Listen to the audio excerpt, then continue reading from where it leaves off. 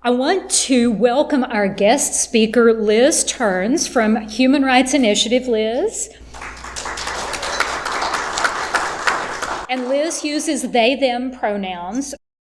Liz was raised in Oklahoma City, where they grew up on a steady diet of Woody Guthrie and red dirt. They received their undergraduate degree in political science from Hollins University and a master's in theological studies from Phillips Theological Seminary. So, a very learned person with us this morning. They serve as co-director of development, which is a fancy word for fundraising, at HRI. And Liz is a lifelong UU, always seeking new ways to understand the world around them by traveling and meeting as many new people as possible. They live in Dallas with their partner Caroline, who is here with us, and cats Jane, Rochester, and Harvey. We must never forget the cats. They would be very upset. Good morning. Good morning. First, thank you all so much for having me today. I'm going to be doing a reading that comes from a book by a gentleman named Daniel McLavery. The book is called Something That May Shock and Discredit You. And this is from a chapter from that book called Reasons for Transitioning in Order. Reasons for transitioning in order. Want to show up a good-looking ex. Want to impress a good-looking ex. Want to upset a good-looking ex. Want to replace a good-looking ex. Bored of existing wardrobe, looking for excuse to buy all new clothes that don't fit in a new way. Clothes don't fit and don't feel like driving to the store. Younger siblings getting too much attention. Accidentally got accepted into Deep Springs until recently one of the only remaining all-male colleges. Branded advertisement. Neoliberalism.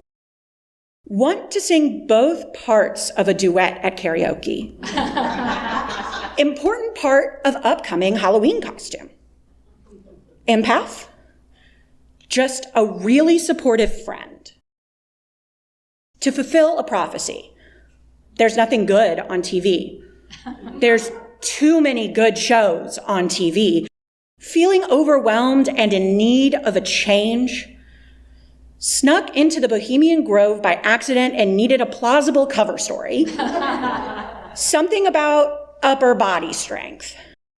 Grabbed the wrong badge at one of those mandatory pronoun name tag events and felt too embarrassed to admit your mistake.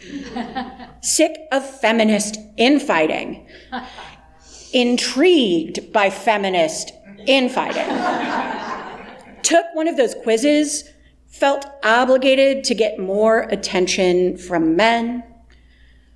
Misread brain scan. Forgot all about self-acceptance. To thwart a prophecy. Ring finger longer than index finger, or something excited to reinforce a different set of sexist stereotypes. Cheaper haircuts.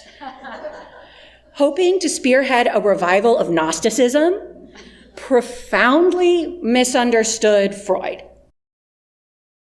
Just love layering shirts. Never saw one of those Dove commercials about loving your body. Want to spend more time on the phone with insurance providers. Can't distinguish between good attention and bad attention. Sick of losing at tennis. Forgot that women can be strong. Forgot that men can be sensitive. Deep-seated hatred of chromosomes. Hoping to catch management in a big sexism sting. Got carried away during Breast Cancer Awareness Month. Avoiding something else, like vacuuming. Thank you. I would do anything to avoid vacuuming myself. Liz has a special meditation for us. All right, if I could ask everyone to take a deep breath in with me and breathe out, and take another deep breath in with me and out. Rest your body where it is and feel yourself present in this room and place. If they're not already, I'd like you to close your eyes and picture yourself in front of a mirror. As you look in the mirror, I want you to see your most authentic self. Who's in front of you? Notice their clothes, their hair. Notice how their body moves. Notice how they present themselves to the world. Looking at them, I want you to think about what this person looks like and what they share with you. Maybe it's everything. You know that the way you walk in the world is exactly the way you wish to be seen by your community.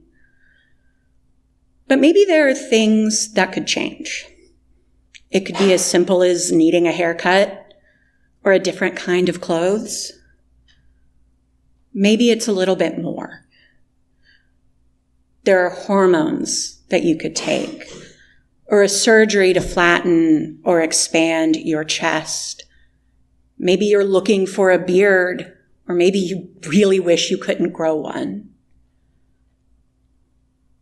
Whatever changes you might want to make to become your most authentic self, I want you to know that they are valid, that you are part of a beautiful spectrum of humanity with a rich history of care and love. I want you to take another deep breath in with me and out. Feel the room that we are in now again. Know that you are in a community that will connect with you however you find your authenticity. Look at yourself in the mirror again. If you see an exact reflection, I want you to think about how you can support those who don't. How can you make it possible for everyone to look at themselves like you get to? If you see someone new, different from you, but the same, I want you to hold that person in your mind's eye and think about how you can find them today. What do you need? What do you need from your community to make it happen? Take one more deep breath in with me and out. Feel yourself settling back into your seat in this church. As you are ready, continue breathing deeply and open your eyes to your community. Thank you for joining me for this small meditation, and thank you for being you. Amen. Blessed be. First, I want to say a huge thank you to the folks here at Community for welcoming me to speak today.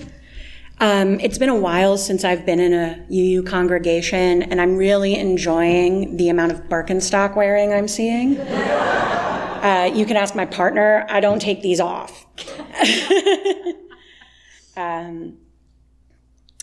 Elena did a fantastic job of introducing me a little earlier, which means the first little bit of my sermon is needs a little bit of a change up so you don't hear the same thing twice. So before I begin, I wanted to tell you how this photo was taken.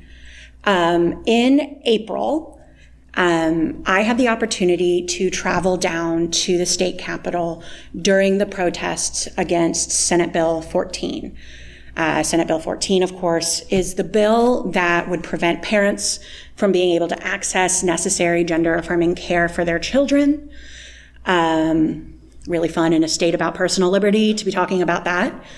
We're going to cross our fingers. Currently, a judge in Travis County has put an injunction in place so the bill cannot take effect on September 1st. We know that the state of Texas will fight this, of course, but right now we can take a breath. So I got the chance to head down to the Capitol in Austin to protest the bill. One of the really cool things about where I work at Human Rights Initiative is that if we are headed to a protest for something that is a basic human right, we don't have to take vacation. We count it as a work trip. We get to head where we need to go. It's pretty great to be in a place that encourages my voice like that. Growing up UU, I'm used to it, but it's nice to have it in my job too. So we headed down to the Capitol, and I was with several of my coworkers, and we're surrounded by queer folks and parents and their children and drag queens and clergy. And we had a brief rally, and afterwards, the clergy who were present held a space in the courtyard next to the room where the bill was being debated as a place for meditation and prayer. And so I took a moment to step in, and the courtyard had this Texas star with like Texas written around it. It felt very exactly what you'd expect from the state capitol here. And I went ahead and laid my Being Trans is Divine protest sign down and snapped this photo because I felt like, I don't know, I've only been a Texan for a couple of years, but I feel like deciding for myself who I am is probably the most Texan thing I could do. And I wanted a picture of that. So that's kind of the story about this photo, that sign, that phrase, which really inspired the rest of what I'm going to be sharing with you today. So just as a reminder, my name is Liz Ternes, and I do use they and them pronouns. I have identified as non-binary since I was 19 years old. A realization I came to in a friend's dorm room while I was dyeing my hair, what I would later refer to as crisis blue. We had just watched a video of feminist icon Judith Butler describing her gender in class. In the video, Butler likens her gender expression to a performance that she chooses to put on. The video hit 19-year-old me like a ton of bricks. I had been feeling for a while that the word woman wasn't really one I was comfortable with. I also knew that I was not a man either. The idea that I could make my own gender by performing it day by day with how I chose to dress and present myself to the world was revolutionary. So I looked around and I asked my friends if it was okay for me to want to use different pronouns, even if I changed nothing else about myself. I have to say this. I will never stop being grateful to the people in the dorm room that night who hugged me and said, "Well, of course, Liz." I have been so personally blessed to be surrounded by people who have supported me through all of the forms that my identity has taken. So I've called myself non-binary for nearly a decade. It still sometimes feels like I'm not enough, I'm not doing enough, that I'm not trans enough. Because I don't dress masculinely all the time. I don't have any desire to change my birth name or get top surgery. And I know that I'm not alone in this. Being not trans enough is a worry that I hear time and time again, especially from my non-binary and gender fluid siblings. The worry that I am taking up space that should be held by real trans people still grips me even now sometimes.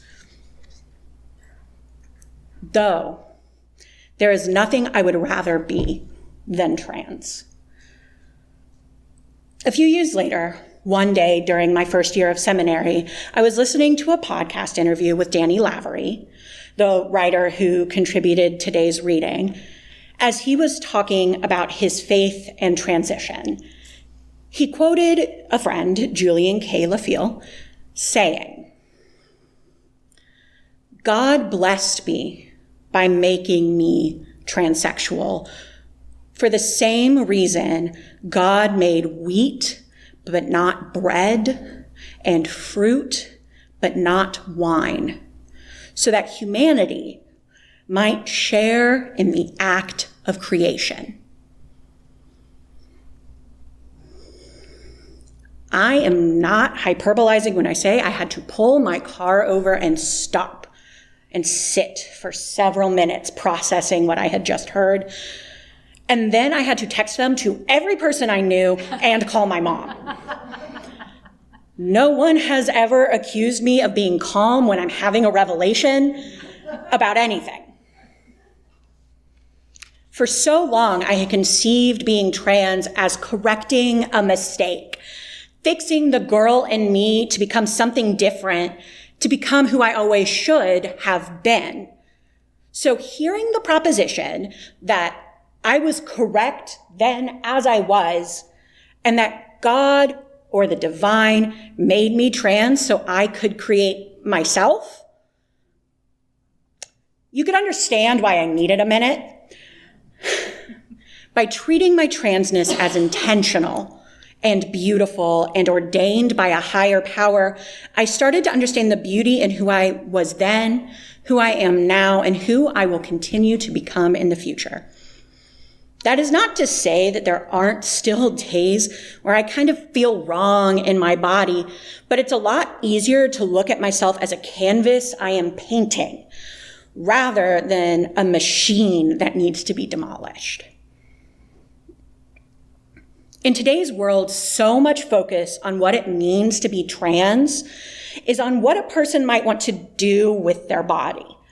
Society, especially certain lawmakers, it seems, always wants to know how many surgeries a trans person wants to get, or when they will start hormones, or even how they will cut their hair, or what bathroom they are going to enter.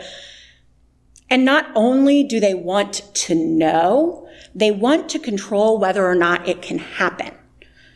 They are trying on a daily basis to pass laws that take away someone's power over their own body, a parent's right to get their child the medicine they need to be most themselves, or even forcing teachers, like my mom, who's a high school biology teacher in Mustang, Oklahoma, to out students who go by different names and pronouns to potentially unsupportive parents. It's assumed by doing this that it's possible to stop someone from being trans. It doesn't, by the way, in case you were wondering. Being trans cannot be wiped away by policies like Texas's Senate Bill 14. Transness is intentional and divine. Transness has always existed and will always exist. Trans people, of course, are not a monolith. Like any other group, we have different opinions and ideas about how we should exist in the world. This means when states like Texas decide to attack us, we can have a number of responses. For some, the best option is to leave, to head north to the welcome embrace of a blue state where who we are is safer. I completely understand this decision. Living under attack is not something anyone should have to do. Leaving is safe, even if it is painful. The problem is that not every trans person can live in New York or LA or Boston or Minneapolis. For one, there's not enough space. Never mind the cost of a move, finding a new job, building a new community. There are trans folks like me who are chronically ill and cannot live somewhere where the average temperature in the winter is below freezing. It's a one-way ticket to a wheelchair for my joints. And really, here's the thing. We shouldn't have to go. This is our home. I have lived in the South my entire life. Generally speaking, I like it here. Most folks are nice. My family is rooted here, and are you really going to tell me I have to live somewhere without decent Mexican food? Absolutely not. So what is a person? What am I to do? The answer is simple and altogether the hardest thing. It's to live your divine life to the fullest, exactly where you are. I have to let others in this place that are like me know that they are not alone. It means asking y'all to do the same. Trans people, trans kids in Texas and states like ours need as many people as possible to show them that living authentically and creating themselves is exactly what they should do. Because of who I am as a person, I have come up with 3 steps to help make this possible. Step 1, show up. To the polls, City Hall, the Capitol, show up. Make it known that Texas is full of people who want trans folks to thrive. Be kind.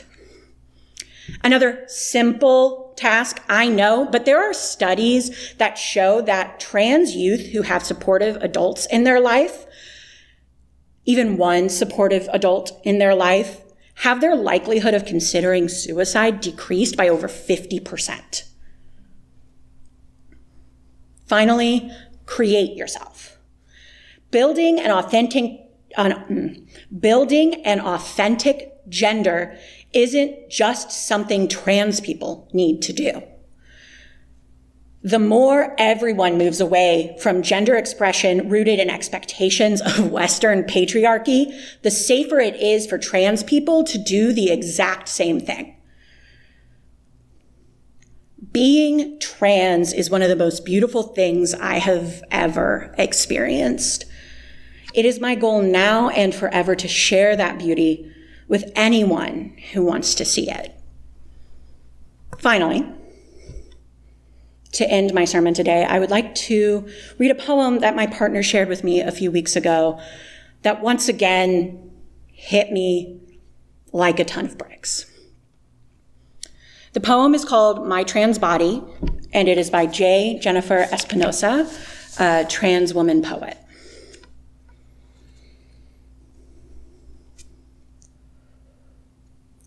I pick up the phone and send you some words about my trans body.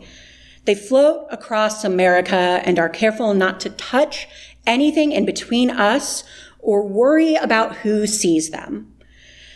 They just crackle and spin and soar through the air, observing scenes of everyday events. Many birds moving like a single animal or trees swaying in place. Men being men to everything's detriment. When you hear my words, it reminds me that I am solid matter. In some sense, I am the daydream of an alternate universe.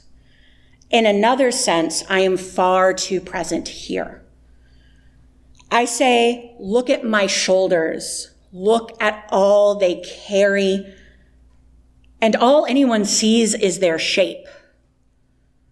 No one hears what my legs do, or remembers how I built them from nothing, how I trudged through the dull gray shit of a gendered life until I could no longer take it. They make movies about us being sad and dying, but they never talk about what it is for us to be alive. To love life so much, we choose this brokenness just to have the smallest taste of it. I'm not trying to play with your emotions. I don't want to be your inspirational object. I am saying I am here now. Embrace me or get out of my way. I have big plans. They involve staying alive. They involve claiming my space and never being quiet again. Thank you.